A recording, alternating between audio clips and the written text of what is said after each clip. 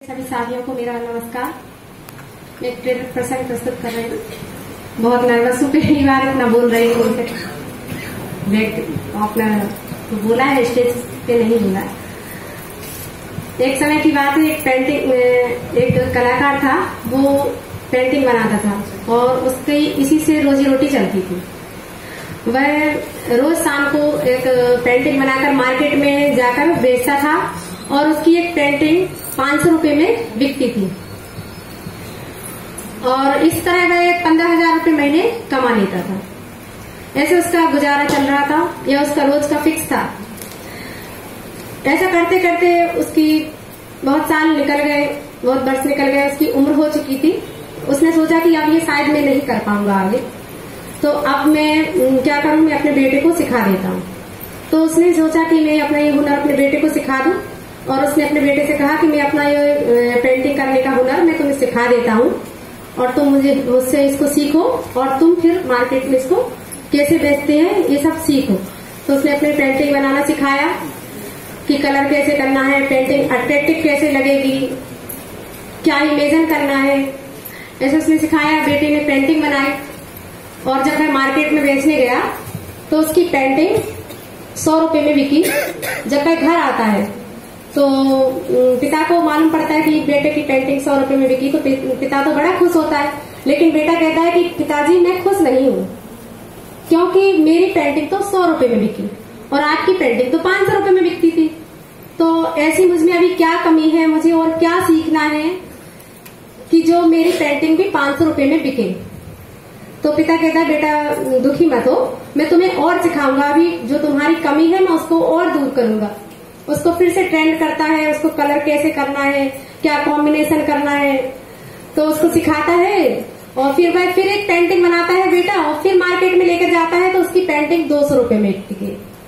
फिर वह घर आता है तो पिता से फिर कहता है कि अभी मेरी पेंटिंग 200 रुपए में बिकी है, अभी मैं ज्यादा खुश नहीं, मैं खुश ही नहीं हूँ, क्योंकि मेरी पेंटिंग में अभी कमी है।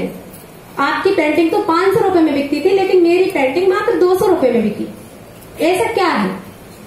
तो पिता कहता है कि ठीक है चलो और सिखाते हैं, अभी में और कमी है तो मैं उस कमी को दूर करूंगा और उसको अच्छे तरह से सिखाते हैं। फिर कुछ दिन बाद फिर वह मार्केट में पेंटिंग लेकर जाता है। इस बार उसकी पेंटिंग 300 रुपए में बिकती है। फिर वह घर आता है तो पिता बड़ा खुश होता है कि चलो मेरा बेटा तरक्की कर रहा है, क्योंकि पिता तो हमेशा खुश होते हैं अपने बच्चे की तरक्की को देखकर। लेकिन बच्चा जो है वो खुश नहीं था, अभी भी खुश नहीं था, अभी भी वह मायूस था। उसको लग रहा था कि मेरी पेंटिंग में अभी ऐसी क्या रह गई है, मुझे अभी और क्या सीखना है पिता से, जो मैं नहीं कर पा रहा हूँ और मेरा पिता कर लेता है। तो वह कहता है कि मुझे अभी और सिखाइए पिताजी, अभी भी मुझ में कोई कमी है जो मुझे पूरी करना है, दूर करना है, ताकि मेरी पेंटिंग भी 500 रुपए में बिक सके। तो पिता कहते हैं ठीक है चलो और सिखाते हैं, तुम्हें और प्रैक्टिस करना पड़ेगी।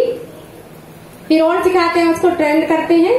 फिर वह अगली बार जब मार्केट में जाता है तो इस बार उसकी पेंटिंग कितने में बिकी है, इस बार उसकी पेंटिंग कितने में बिकी।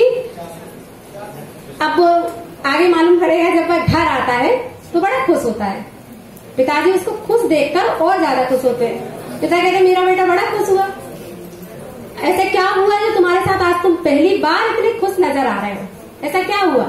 तो वो कहता है पिताजी मेरी पेंटिंग पूरे 700 रुपए में बिकी।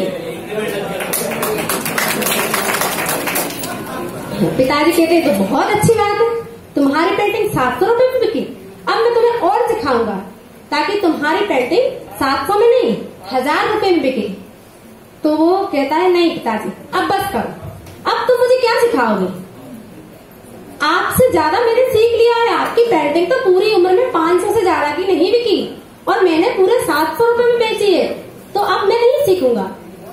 तो पिताजी कहते हैं नहीं बेटा अब तुम सीख भी नहीं सकते, क्योंकि जब मैं तुम्हारी उम्र का था, जब मैं पेंटिंग सीख रहा था, तब मेरे पिताजी भी 300 रुपए में बेचते थे और जब मेरी पेंटिंग 500 रुपए में बिकना शुरू हुई तब मैंने भी सीखना बंद कर दिया था। तो अब तुम्हारी पेंटिंग भी 500 से ज्यादा की 700 से ज्यादा की नहीं बिकेगी, क्योंकि अब तुम्हारे अंदर भी अहंकार आ गया है, मेरे अंदर भी अहंकार आ गया था। तो अहंकार ज्ञान का सबसे बड़ा दुश्मन है। अगर हमारे अंदर अहंकार आ जाता है तो फिर हमारे ज्ञान को वह जहर की तरह धीरे धीरे खत्म कर देता है। हमें ये सोचने लगते हैं, हम ये मानने लगते हैं कि मुझे ये क्या सिखाएगा, मुझे तो इससे ज्यादा आता है, मुझे इससे अच्छा आता है, मैं इससे क्यों सीखूं, मैं इससे क्या सीख सकता हूं। जबकि हम जब ये सोचने लगते हैं तो हमारे अंदर जो ज्ञान की जो वृद्धि होती है वो खत्म हो जाती है, क्योंकि हम एक ही में रुक जाते हैं।